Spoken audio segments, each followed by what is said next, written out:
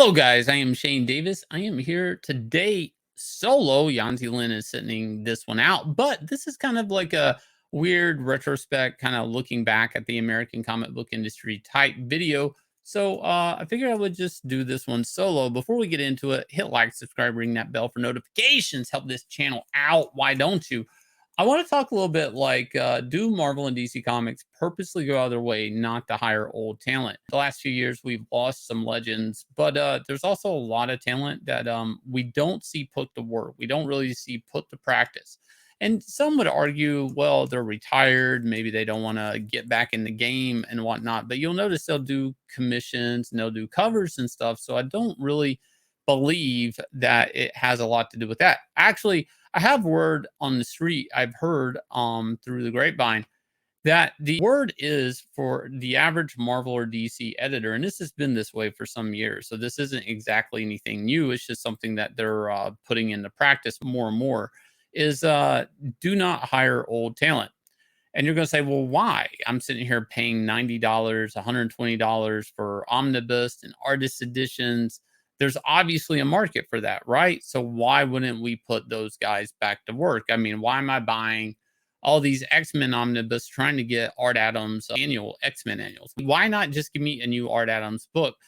Well, there's a couple of reasons. You can pull these reasons apart. You can argue these, but I'm going to say time and money. You're going to say, but Shane, that's two reasons. And I'm going to say, no, they're actually the same.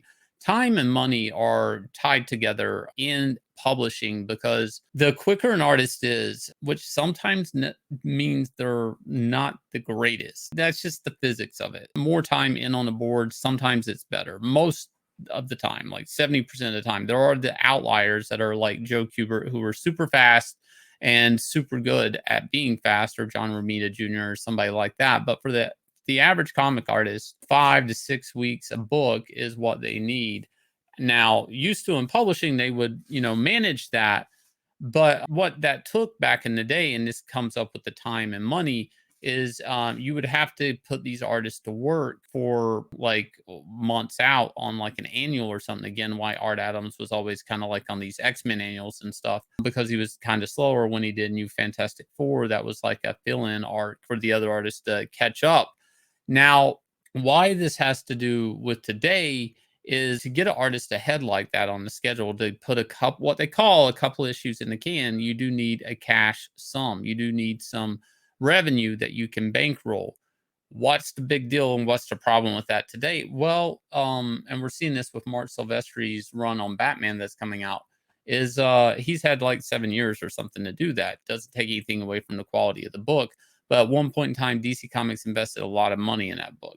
And that is very uncommon in today's market because, quite frankly, the American comic book industry doesn't make money to invest in a piece of work like that. Today, Marvel Comics absolutely doesn't.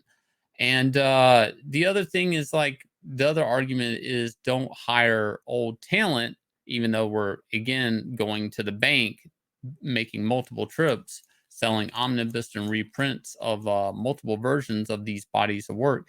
Don't go back to the well of old talent because guess what? We're trying to sell to young people today, so we need to hire young people. That's just an excuse to hire. Young equals cheap. And that's the other thing, is a lot of these guys have sold books. They have contributed to these IPs growing, and they probably asked for a raise a couple of times in their career. And when doing that, usually you come off a project and you did successful. And when you finish a book, that's kind of time to ask for a little bit of a raise the next project.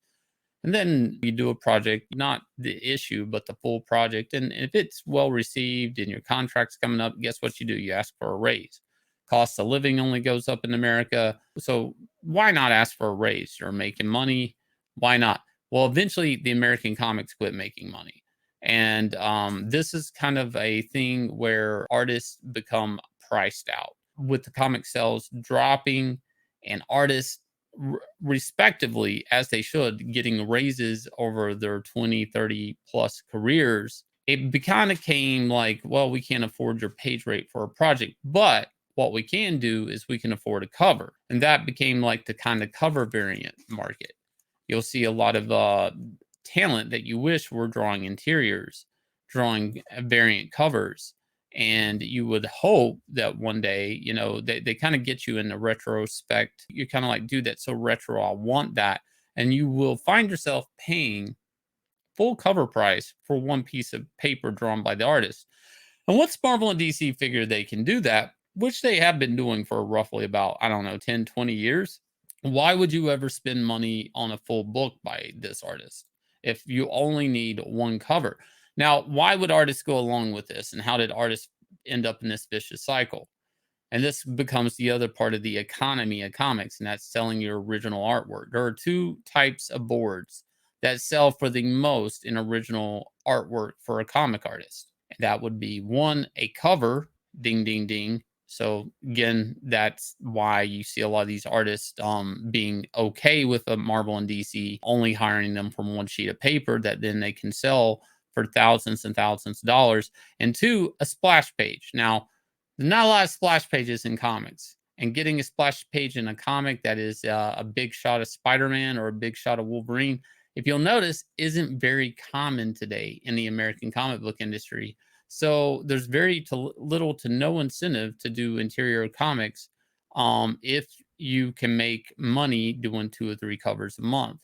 And basically this type of, I don't know, economy system that either through a little bit by direction, I do believe Marvel and DC, they know what they're doing. The comic market doesn't really understand how they're being shown certain products to buy. And even though sales go down, they just spend less in art. So in the end, the profit margin for the company is kind of relatively the same. They're not paying $500, $600, $700 page rates like some of these artists. And Marvel and DC find themselves without that budget to pay that type of page rate.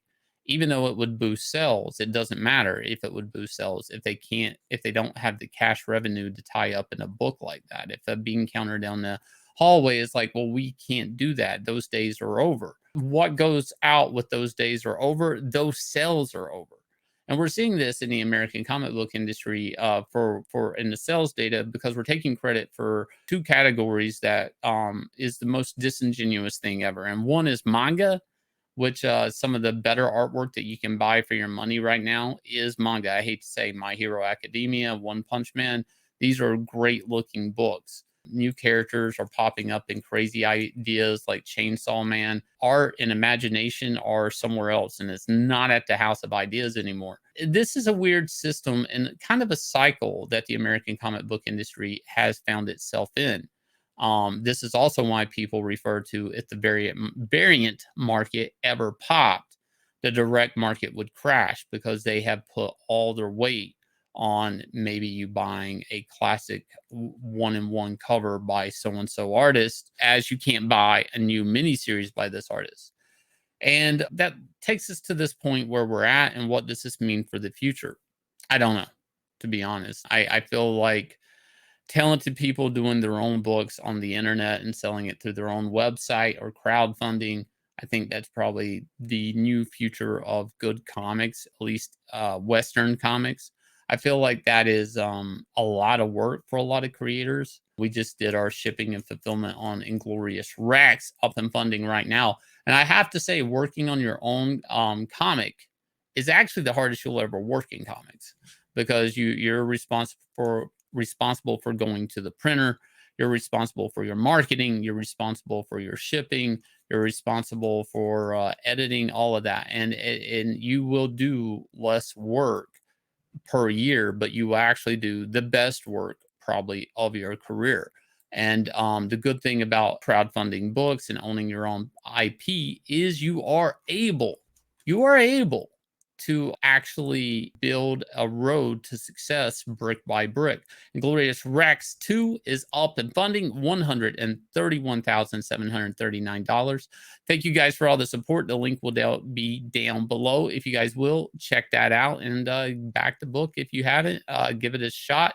You can get volume 1 right here in this campaign. And I will catch you guys again with another video.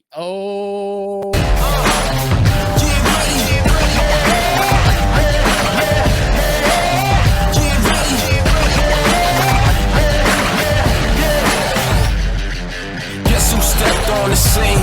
I got greatness all in my jeans.